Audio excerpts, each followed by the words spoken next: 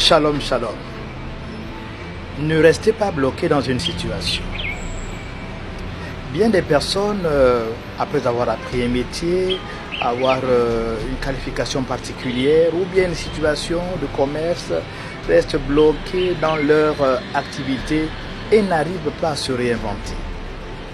Ainsi, ces personnes perdent du temps en essayant de percer dans un secteur ou un domaine qui ne va pas pourtant leur être favorable, alors qu'il y a la possibilité d'aller au-delà, la possibilité de se réinventer, la possibilité d'apprendre autre chose, la possibilité d'ouvrir et d'explorer d'autres portes.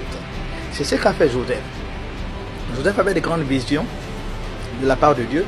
Cependant, lorsqu'il a été vendu, il a dû se réinventer en étant un esclave. Il a appris à travailler, à être meilleur dans son travail dans la maison de Potiphar.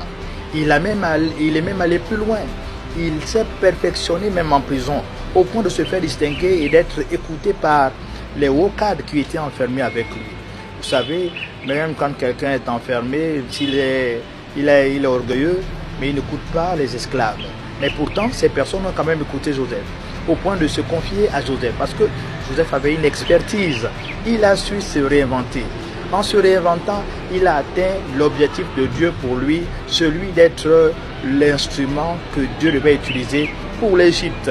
Et de la prison, il est sorti pour devenir le grand premier ministre que nous connaissons de l'Égypte. Alors je vous encourage à vous réinventer, à ne pas rester figé sur une situation, ne restez pas bloqué, ne soyez pas buté sur un cas, mais essayez de faire autre chose en attendant que vous ne sortiez de votre situation, en attendant peut-être que Dieu a choisi un autre chemin qui va vous amener à votre destinée. Que Dieu vous bénisse. Shalom, shalom.